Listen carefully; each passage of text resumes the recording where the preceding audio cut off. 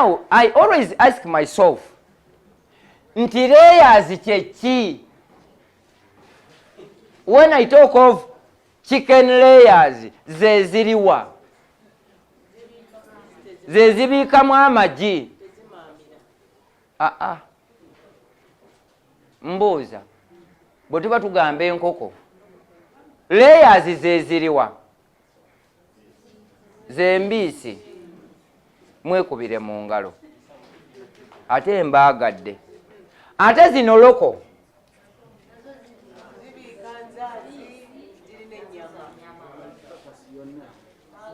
Mbiisi ate nzaazi. Mujebale. Ate broilers za nyama. I'm lost. Broilers zaki? Za nyama. Meaning nti zino bw'oba ozifusaze ziba zifuuse za bijanjaalo. Bane mwebale. Oba cabbage oba doodo. Amulabana. Ne bwe naakonga ebizibu nnina bingi.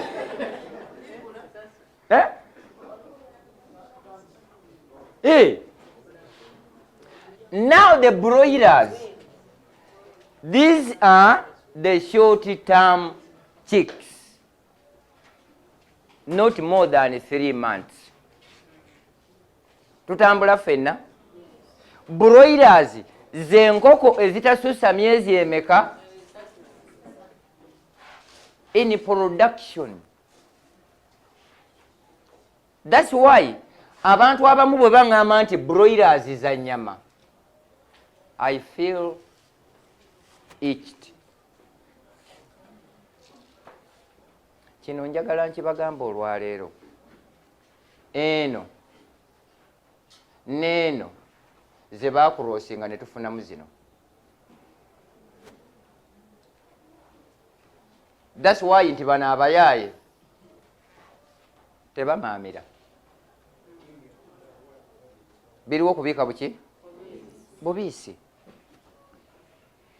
The broilers initially, nze mukutandika okwaluza broilers zino India, era nga company bagiyita Indibro. Nenga it was in 2005,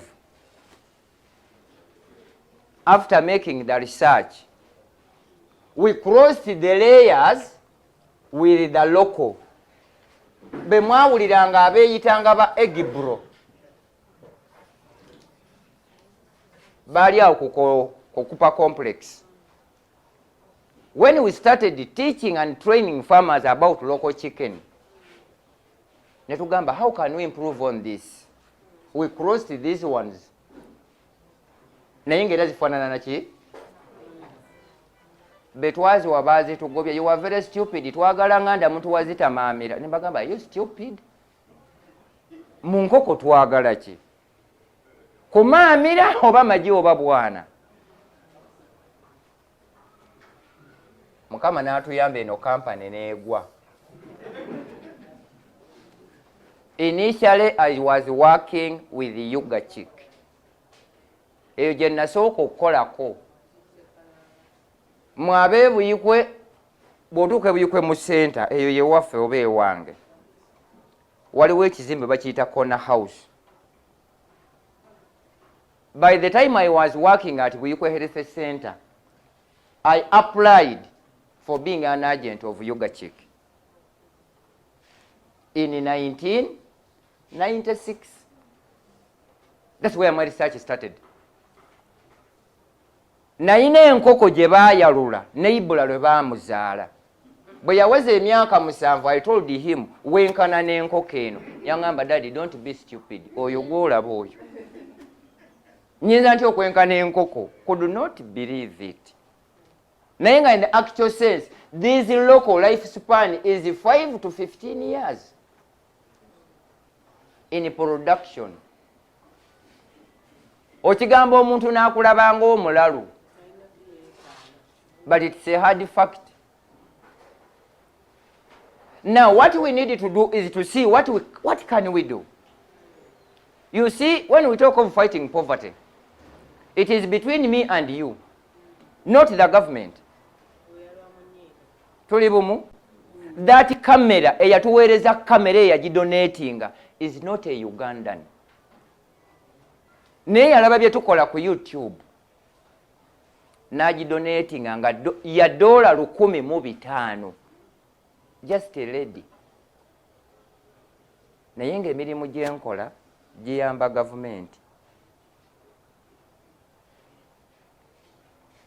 I'm very lucky nti waliwo eyandonatingira emmotoka.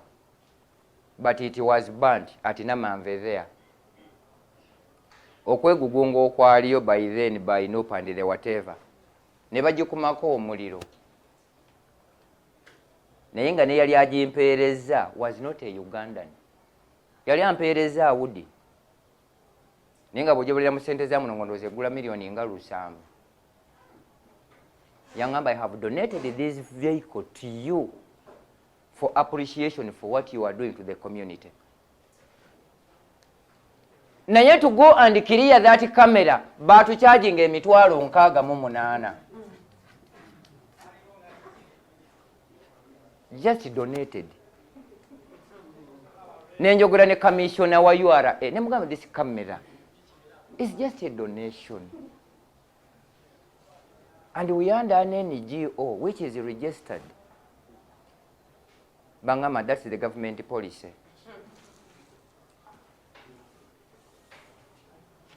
We cleared. I don't blame the government, neither URA, but the policies and the people. Kuba Kaguta tabimanyi. Tuli fena. Kaguta as an individual tabikola ki? Tabimanyi. Ne bali abali eri bakola byabo. Nababuuza nti where's the money?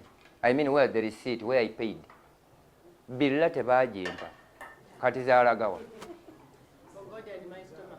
Kyova olaba nti at times waliwo omuntu lwajja ku ofiisi ne mutunuulira nti n'akubuuza ebibuuzo nga 10. N'agamba wabula Mukama Katonda akumpanga ngamba Katonda kasasiro n'eccupa y'amazzi tasobola gikuwa.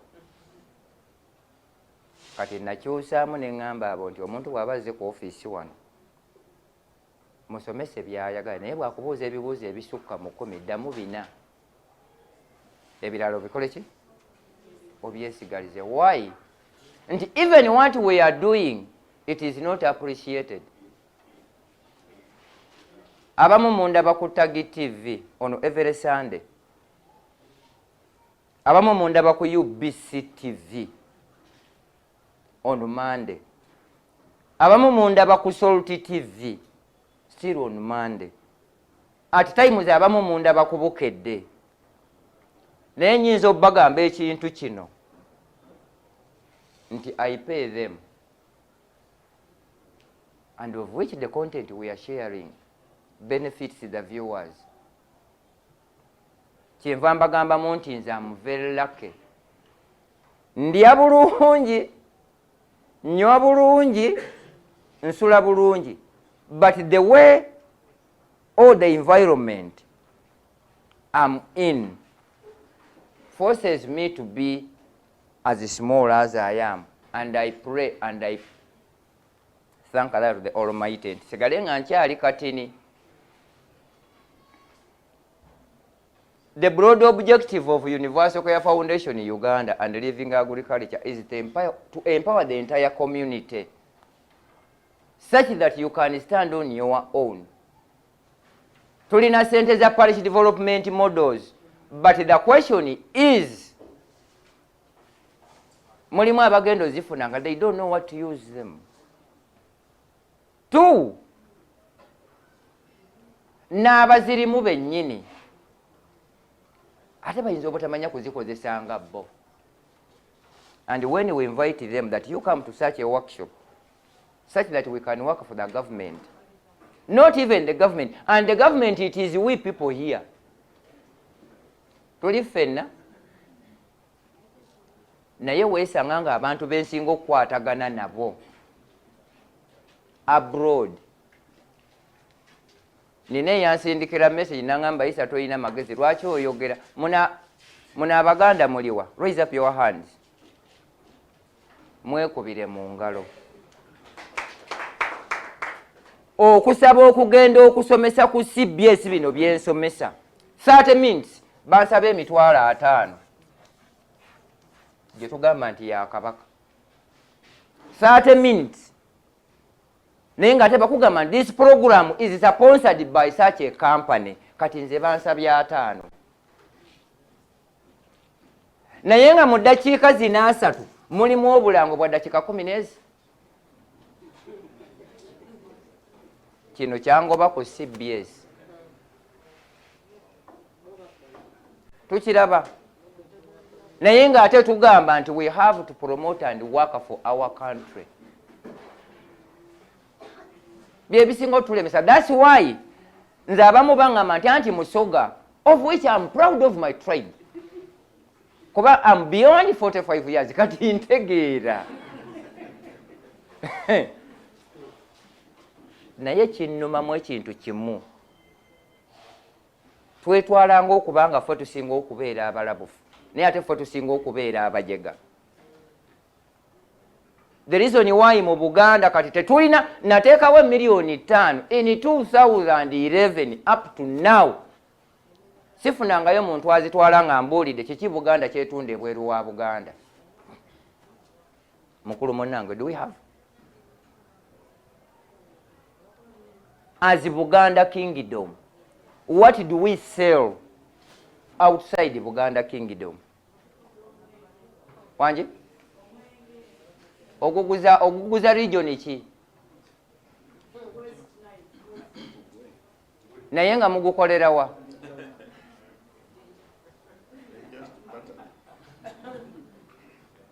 tukiraba. That's why tuyisa ebirango mujja tudduka embiro tufune sente z'obwakabaka tudduka mbiro buli lunaku tukeera ebintu bino bituluma. Ettaka lyonna mu Central wano twalifuuyira n'eddagala ezzungu. That chemical medicine you use to spray kuba mutta muddo. Every spraying it requires it takes 6 years nga liri mu ttaka naye nga lyokezza byonna ebirimu. Buli lwofuuyira bw'oti eri eritta omuddo lyokyetako okumala emyaka 6. That's why bakugamba nti bw'omala okufuuyira jangu ogule ebigimusa. Do you see where we are?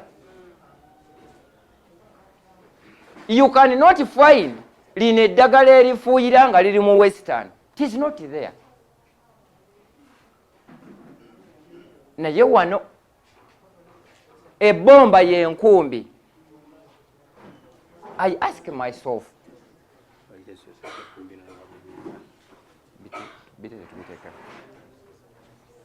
noonya mu bulamu bwange nga Isa Mukama bw'ali banzijuludde. Abantu abagenda okuziika Isma baali bangi naye nga abaali abangi be batera okubeera mu ogwo omutimbagano. Kati nze njagala abaligenda okunziika ewaffe eri ebuyikwe nga mu kifo eky'okugamba nti kuziika nga mugenda sigala nga musapootinga bino bye tukola. Awo ne mu Kabuli nja kubaayo mirembe. That's what I pray. Tuli ffenna nja sigala nga mbanyiiza. Nze kavubuka yasobola okukwata Musaabasajja Kabaka mu ngalo appreciating for what I'm doing. In 1989 naye osanga Omuganda Ssaabasajja Kabaka wangaala ng'amuwunyiza lusuna kumulaba ku TV. Nombuuza okola ki? Afa Museveni yatuleetera obwavu nombuuza yabujjawa. Abasoga mututegerera mu bintu ebi. 1 Nvunza. 2 Kulwala maaso. 3 Kusiika chapati na mandaazi. N'ekisembayo kutegerera kwana mwemeka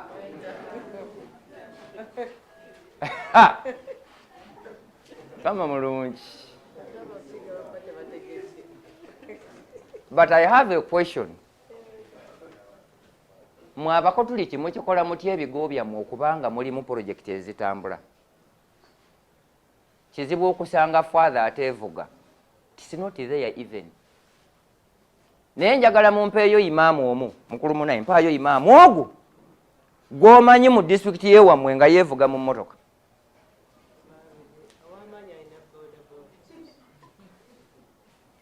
Naye ng'alina omuzikiti oguli ku ttaka. N'ebintu bye tuwaayo mu kusiiba nti byakugabirira banaku yasooka okubyegabira. Is the imam. Olinga naye musajja gwe oli musiraamu oli muki? Konze twawule enzikiriza n'okukkiriza.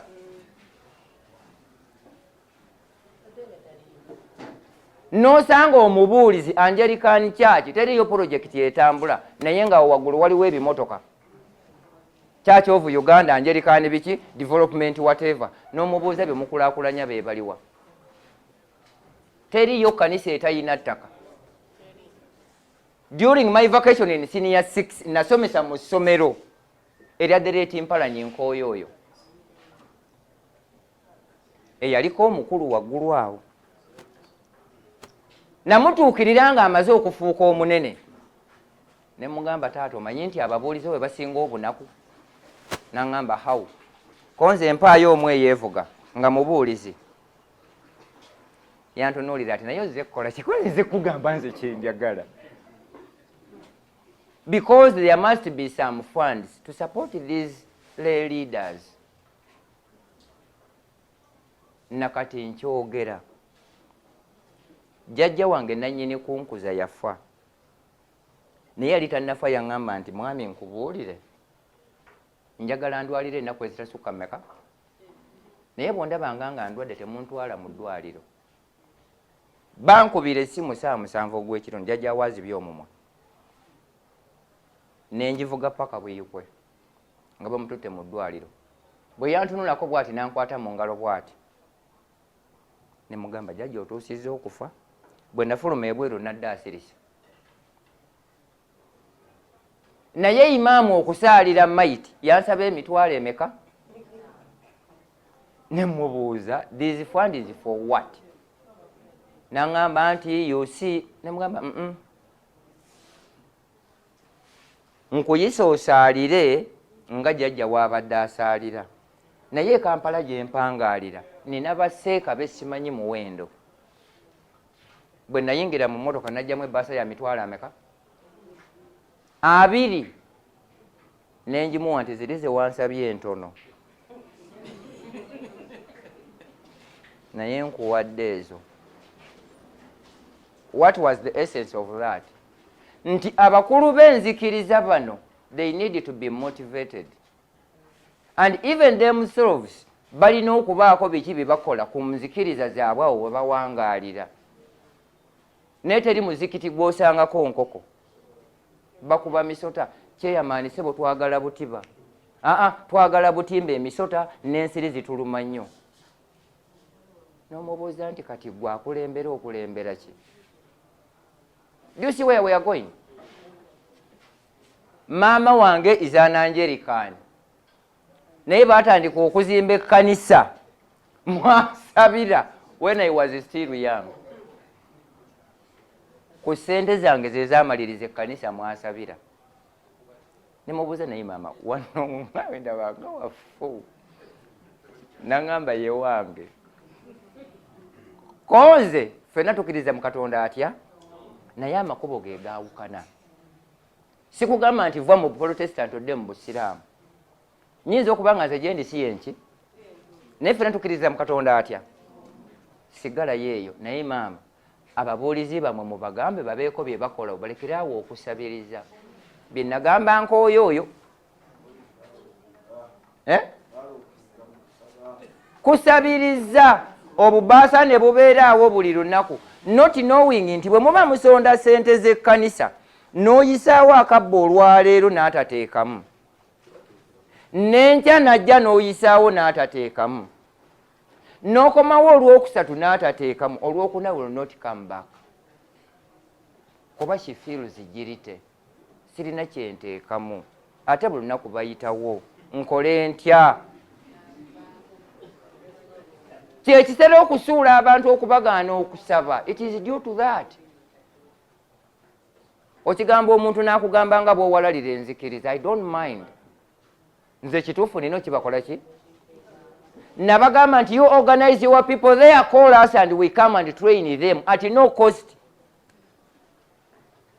Tebatuyita. Now, buli ali muno ng'osusa emyaka ana weekubire mu ngalo. Nsaba Mukama Katonda abankuumire okuva olwaleero luno paka mu Desemba tubeeko ne kitugenda okutunda mu Desemba. Ate kijja kuba tukitukolera.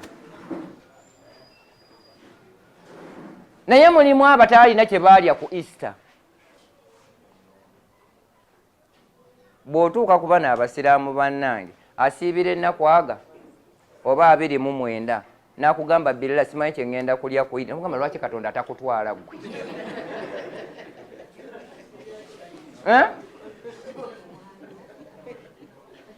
Omuntu ku 25 lwamanyi Christmas ya 2026 tugimanyi. Naye olwo ngamba leero Mukama Katonda simanyi kye ngenda kulya ku Christmas. Nogamba nsaba abalina endowooza eyo saa 7 ogw'ekiro banaaba amazzi agabuguma bafukamire bagambe nti Mukama Katonda embeera erabika egaanye ntwala.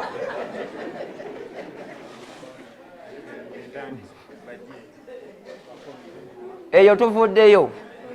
Naye ng'ebyo byonna we have that pain of transforming the lives of the community. And we are doing it voluntarily. Tukiraba. We are not paid and we don't need to be paid. Tukolera ku lwa bulungi bwa Katonda akyatukumye nga tuli balamu kuba bangi bafudde. Buyinza okukyenkya nga gw'oyambye omwana wange. Oba omwana wo nga yasanze omwana wange ne beesisinkana ng'alina ekimukutte. Baba banyumya nti munnange nno kankubuulire. Eriyo akasajja akaalinga kaasama nga kasinisa abantu ebinnyo. Sente ze nasomerako zaava mu oyo. Nti kasajja nti ye. Kaali kasinisa abantu amanyi nti oyo siiyisa nti tosiri wala naawe oyo jjajja wange. Nti what? So that's the bond we are trying to build. Kati saawa eno tugenda kusooka kukola sabbuuni. Bwe tumala okukola sabbuuni ono tumuteeke wano awole. Nziramu bagamba we are not fighting against other companies. We expect enkoko eno buli emu etubiikira amagi 20 mu mwezi.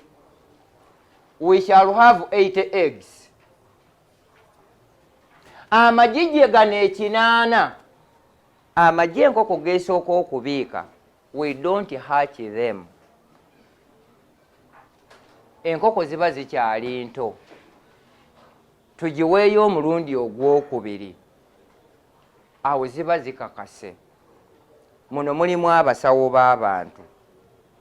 Naye ekizibu kati muwala wange oli as she is there medically afuna olubuto.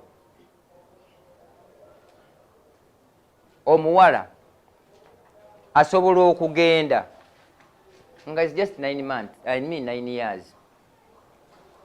But ekizibu kye tuyina nti nze we nabeerera nga nkyali mu ddwaliro below 20 years I was referring them to the big hospitals. Kuba baba bakyali bato. N'enkoko zino myezi 4, myezi 5 it is not advisable okwalula amagi gaazo. Bwebwa obukoko bwe mufuna ne butandika okukunkumuka. Kuba amagi gaba mato. Tuli ffenna. Get it from me. Nti all these companies babeera ne batches ez'enjawulo. This is A, this is B, this is C. Eno gye batandika nayo. bwetandika ne balaba nga etambudde ne baleeta eno kuba eno egenda kubeera disposed of. Kati eno bwetandika okubiika nga amagi ga za myezi 4 baddira amagi ga kuno ne baleeta n'aga kuno ne bagatta. Ogula enkoko 100 broilers ne bakugattiramu endala 30 n'ofuna 130, naye nga gano amagi ag'emyezi 4 bakuwaddemu amagi 60 oba obwana 60. Kale ne bakuwaamu buno 7, buno 60 bugenda kufiira in the first week kuba amagi gaba mato. Are you getting me there? Bwe batuuka ku bbaaki eno nga balaba ekaddiyidde ddala ne baleeta eno egenda okusikira eno ng'eno esikidde eno. That's why nti ofuna enkoko 130 n'ofunamu obuli stunted nga tebuva mu kifo, zino ziba zikaddiye nga tezeetaaga kwaluzaamu magi. Medical omukazi bw'aba asussizza emyaka 55 tekimukakatamu kuzaala. Batera okuzaala ebyasamu ebiwunvu nga biyiika amalusere kuba omusaayi guba gukoze gukooye. N'omwana ono ali wansi w'emyaka 20 bw'azaala omwana buba bunafu. Are we together there? Kyekino ekiri mu nkoko zino. But the advantages of these local chicken gyekoma okukula ate gyekoma okubiika amagi agali viable okwaluza. Tutambula ffenna. Naye nga the biggest disadvantage nti muffe bwe tulunda enkoko zino tetutera nnyo kufaayo. Eno, this is A is our cock. Then B, it is the hen. Then C, this is C, these are the chicks. Then D, D is a product of A and C1 over, this is A, and C1 over C1 and C2 over C2 and B. Ekintu kino mu nkoko zino bwe tubeera n'empanga eno ebeera n'ono ne twaluzaamu obukoko buno, mubeeramu obukazi ne mubeeramu obuwanga. Kati empanga eno ate n'erinnyira bawala baayo product y'eno, oba empanga eno n'erinnyira bannyina baayo product y'eno, oba empanga eno n'erinnyira maama waayo product y'eno.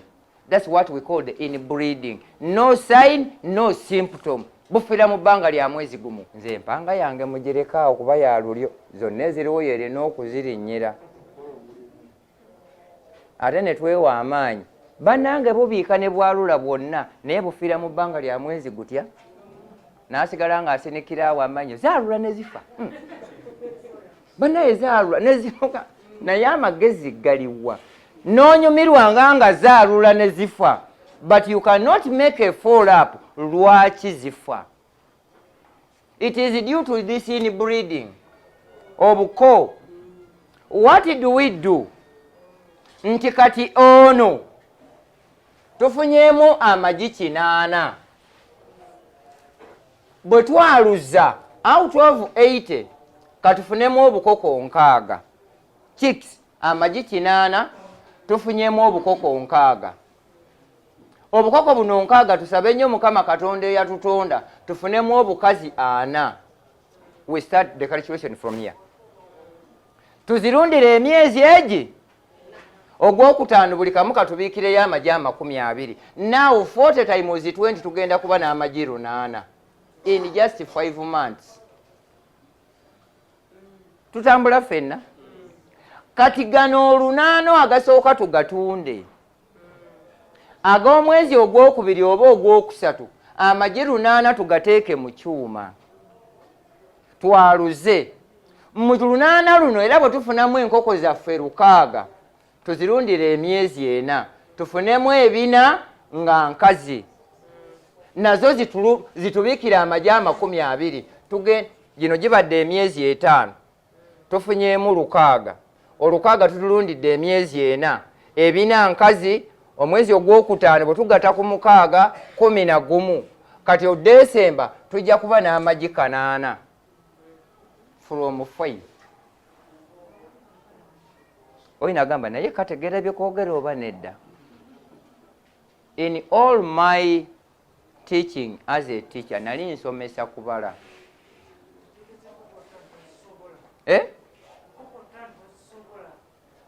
ozisobola kati bw'oba tozisobola lwaki zino ofunyeemu 40 anti kyenkugamba tofa ku zino nti nnyingi. What we need bw'obanga osobodde okufunamu enkoko 6 sigaza zino oba sigaza bino ebina gano amagi 8 yaluzaamu enkoko zo 6 zitunde ku day 1 and you become an outbreeder. Njagala enkoko 1,000 mu wiiki etya ezadde 1 nga loko buli wiiki zino wenjogerera wano nina orders ezisukka mu 7. Nina omwami ali Nigeria ayagala enkoko 2,000 naye nga mbuuza tuyinza disaplayinga tutya. Owe Ghana ayagala 1,000, owe Somalia ayagala 1,000, owe Liberia ayagala 1,000, Zambia ayagala 1,000. Naye nga buli omu ambuuza ebyo bye mulaba ku YouTube sinze mbipostingayo. Naye from what we are doing bye bibaleetedde okubaako nti we can do this. Lwaki? Nti zino enkoko 1 zigumira embeera yonna, 2 ziwangaala, 3 4 in 1 zibiika amagi ne zeeyaluliza. Obiika amagi n'otunda amagi, osobola ozirunda ne bazirya. Tell me mumwe abali wano wooteri kinga etegeerekeka gy'osangamu enkoko za broiler nga bazisalirayo. Which hotel in Kampala here? Why? Tebazaagala, baagala loko. Njagala tugende ensambya wali ku American Embassy emanju awo waliwo akatale bakayita organic market. Naye bw'otwalayo enkoko oba ennyama yonna bamala gitestinga kulaba oba teriimu ddagala lyonna. That's why we come out with a solution of this. Kataata wange kikwatagana n'akatale muŋŋambye Salimu mumumanyi. Ffe twasooka okugenda e Sudan in 2006 okunoonya akatale k'amagi. Ne batugamba tusobola okusapulayangayo container konze temusinika mannyo mubiyise bijanjalo nti balima birime oba nti kale tule 10,000 ko ffe nayo tuyinza obutakola ki. Bwe twadda ne tukyogera ku Star FM abantu bagendanga mu byuma ne bajjayo amagi amavundu ne bagapaakinga ne bagatwala. That's why most of the Ugandans battibwanga e Sudan.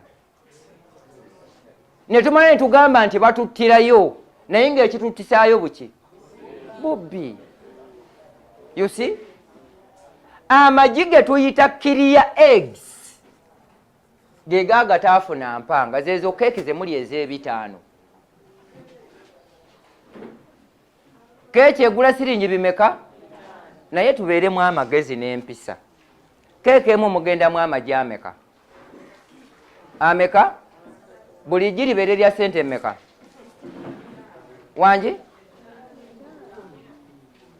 Kati eggi limu katubalire ku siringi 3.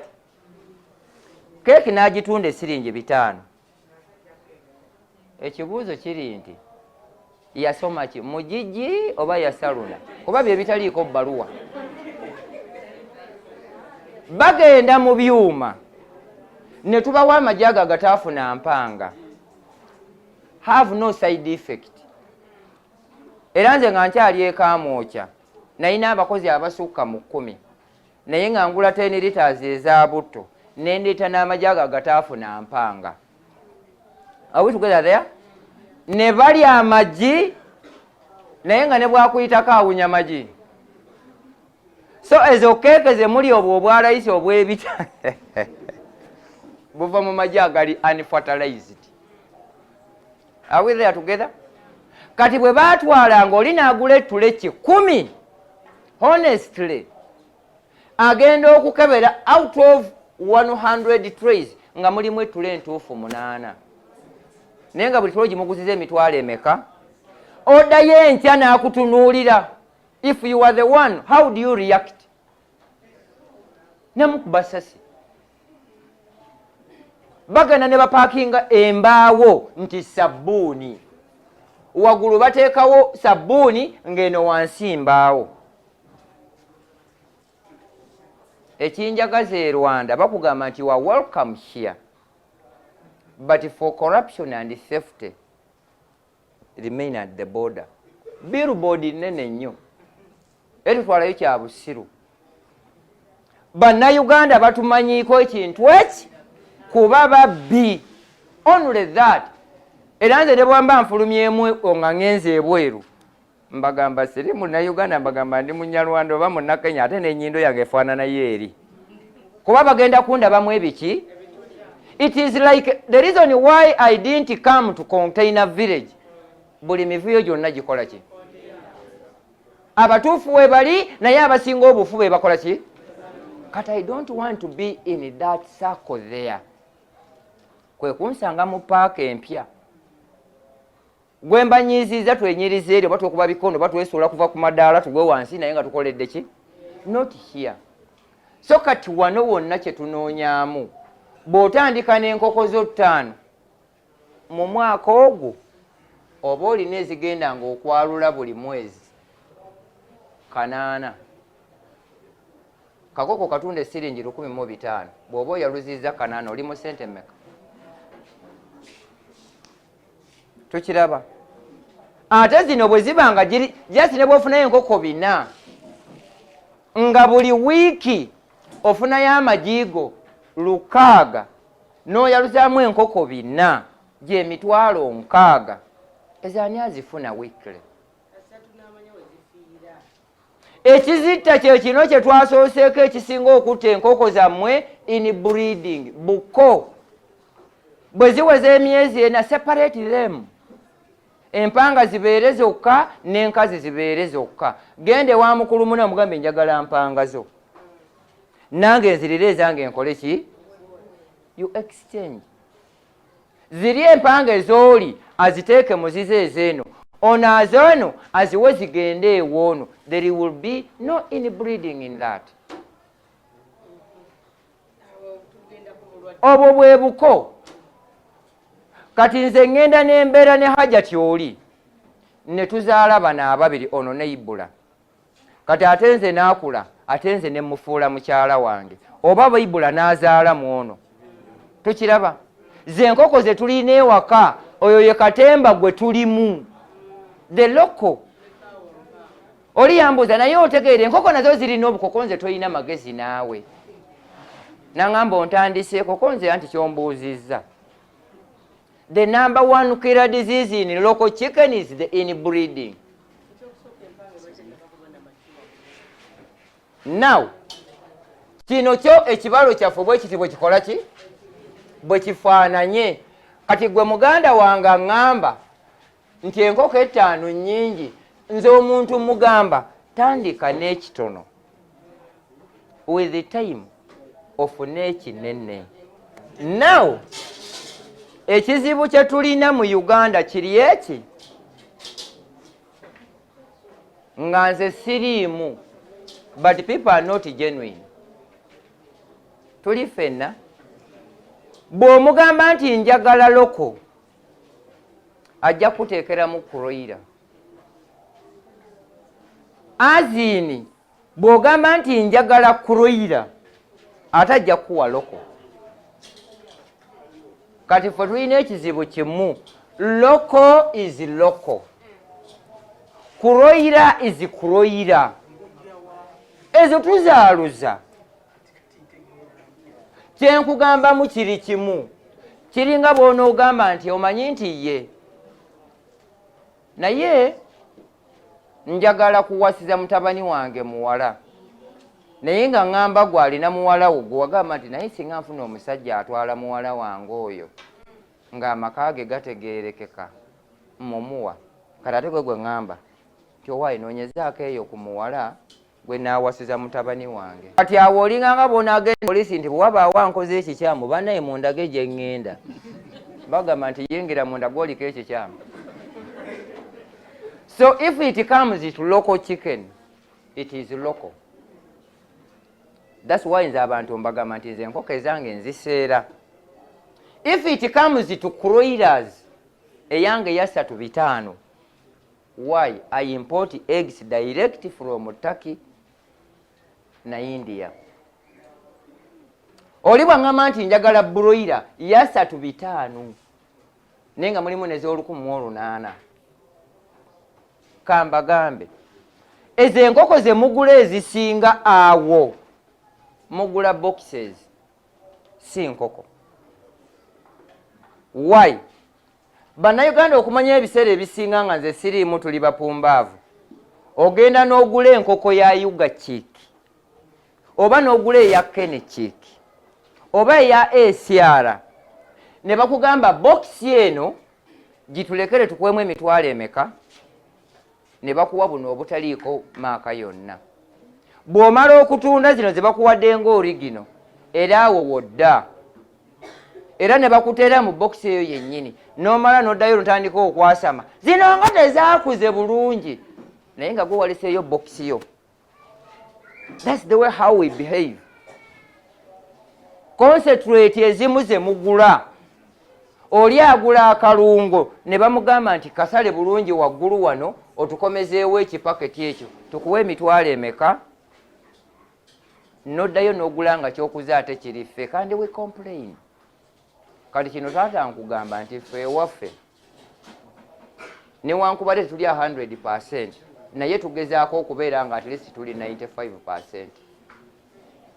Why? Nti ekyuma ekyaluza kyaffe tetusuubira kutuwaanyisiza nkoko n'amagi gaffe. Nze ne bwe ntunuulira enkoko bwe nti nsobola okwidentifyinga nti eno broiler njozeemu, eno broiler origino, eno loko njozeemu, eno loko origino.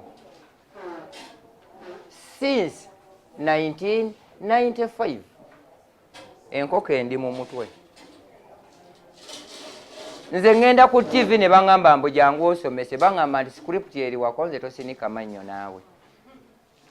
Byenjogerako byonna biriwa? Naye nga bwe mbagambyemu nti radios zino zonna tuzigendako, naye ekisinga okutugoba buli lw'ogendayo olina okugendayo ne ssente ezitaka wansi wa mitwalo emeka? 5 mu bapurezenta. CBS gye sigenda yansaba 5, and I will not go there kuba sizirina. Naye nga twagala kukulaakulanya nsi yaffe.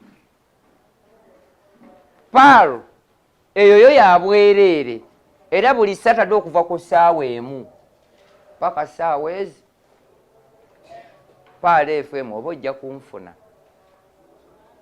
Metro buli Tuesday mbagambye ndimu emisaayi emeka? Ogusooka gwa kasirye eggwanga, eyo program twagikolanga ne Brigadier. Kati bwamujjulula n'ensigaza obuvunaanyizibwa oba okusigala nga ntambuza ekintu ekyo. Are we together there? Waliwo ngamba naye akasajja akukalabika ndowooza era omuntu gwa kasirye eggwanga kuba buli kyekoogera tekakiruma mukonze. That's me. Wanje? Oli wakola ekyobusiru mu kkuba. Now kati ekyo kyo ekyenkoko zaffe 5 tukimaze. When we are talking of the construction of the house, kitukakatako 1 from the floor here n'okolawo just 4 to 5 feet. Wano ne wabeera katimba. enkoko gifunire kye tuyita mu lusoga kisajje nga bw'eneebaka ku magi gano yonna enaagabuniza, okay, enaagabikka ne bw'ogiwa 20 ejasobola ogeekyusiza. Ekyo bw'oba tokisobola funa ensuwa, teekamu kotoni muno bw'oti, oyo gwe mukozesa mmwe bamaama, teekamu amajigo gonna g'owulira g'oyagala, mala obikeko kotoni oyo bulungi kuno jjuze, sibako ebyo ebiveera ebyo mukozesa ebya sun drying n'olukoba, teekakoko mu musana, olunaku oteekayo mulundi gutya, neefuna ku bbugumu ezezza mu nnyumba. Gwe ne bw'okirekayo like 1 hour, sana gwe ne gwakakoko eno neefuna ebbugumu, teeka mu nnyumba, ogenda kwaluliza mu nsuwa. Okyusa gaaki?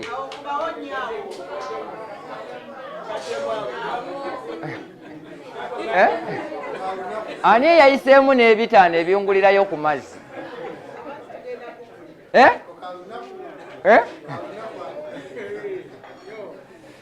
Teeka mu nsuwa, jakifuna kotoni ono, teekamu amajigo gonna g'owulira g'oyagala, bikkako kotoni ono bulungi nnyo, teeka mu musana wali, sibako ekiveera ebyo ebyeru ebakozesa mu sun drying, ebyo ebyeru konna k'oba ofunye kale, naye nga kiri kyekyandibale kisinga obulungi ekyo ekigumu. Kati ekizibu ekiriwo kiri kimu, gwe omwana wo bw'aba mu lubuto gw'omukyusa, gwe ekyo kirekere ensuwa. Lwaki egakyusa nti evaako n'egenda ebweru, n'ekomawo ng'agali wansi ge gakyalina ebbugumu ng'agali waggulu gannyogoze? That's the logic behind. Ne bwe tuba mu kyuma kino eky'amasannyalaze kigakyusa, naye ng'ekigaleetera okugakyusa nti mulimu wansi amazzi ge gateekamu, ebbugumu liri okuba nga likola ki? So kati kino tekikulumya mutwe, just ofunayo obufunyi kacupa bwe kati n'oteekamu amazzi n'oteeka sayidi eno, kuba ebbugumu liyinza okusukka. Twagala ekintu kimu, kozesa ky'osobola. Eno ensuwa eyaluza, bw'oba togisobola nsuwa kwaluza, tulina ka incubator ka 7,000 kakozesa mafuta ga ttaala, wakati w'amagi 105 ne 205, kikwetaagisa liters 10 okwaluza amagi ga wiikisi 3. Kano tekikwetaagisa masannyalaze, have no side effect, kasagaba nga tegayiiseemu. Only that. Nga kasimulule. Kuba ne mu incubator muli munda tuteekamu amazzi, nti ebbugumu bwe liba lisuuse, there is that most evaamu to evaporate. Just oteekamu omulundi gumu ne kabeera omwo. Omusana just oteekayo omulundi gumu edde. For 1 hour ng'ozza mu nnyumba. Kyandyetaagisiza at least buli lunaku. Anti kati ekizibu kiri kimu, nze simanyi nnyumba zammwe bwe ziri. Mulimu ezimu nga musula mu bidiba nga munyogovu. Naye kati ennyumba ng'eno, this temperature here, ne bwe waba wano nga wano, amagi n'ogateeka wano bwe gati gaalula, ku bbugumu lino erivaawa? Gwamanyi gwe kola ekyoyagala. Kati eryo ddembe lyo osobola obutateekamu, but for the safety, kuba mulimu agamu ng'entabula y'emmere obusonko bungi. Obusonko bwe buba obungi ennyo buleetera amagi gano obutayalula. That's why tuteekamu moisture oyo, kibenga ekisosonkole kino at least kiweweerako okwo during the period of hatching. Okitegeire maama? Ono yali akyabuuza, mukiwulire? Ono yali akyabuuza, mukiwulire? Otugambye enkoko kiteremu empanga zigabire fertilized, kakati ate nsobola okugatunda nsobola okugaaluza. However bwemba nga nsazeewo okugatunda agamu n'engaaluza gesaaluza ne ngatwala mu katale, kakati gamala bbanga ki nga gali fertilized okwonooneka, kubanga ate omuguzi wange w'omukatale aleka mwanguza ebijja ebifu ate nga nze nali njagala kugira kuhitinga both ways. Now eggi lino lirina sides bbiri.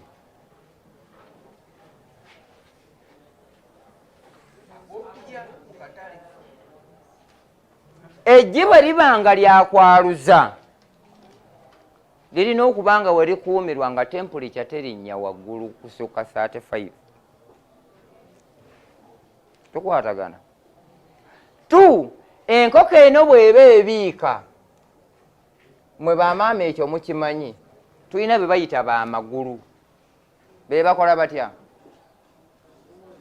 Kasowole bakola batya? Basoosa bigere. Tuli ffenna. Enkoko eno bw'ebiika eggi ne lisoosa bigere eryebasa. Gwakuuma amagi go nga gwali 2 in 1, ag'okwaluza n'ag'okutunda. Eggi lyo olina kuliteeka ku ttule bwe liti, not in this format. Bw'oliteeka bw'oti it takes just 1 hour and a half. Those are 90 minutes nga lifudde. Kuba wano weerisiza liba terikyassa. Naye bwe libeera waggulu nga airspace eri waggulu, it has no side effect. Ne bwe litwala 3 weeks.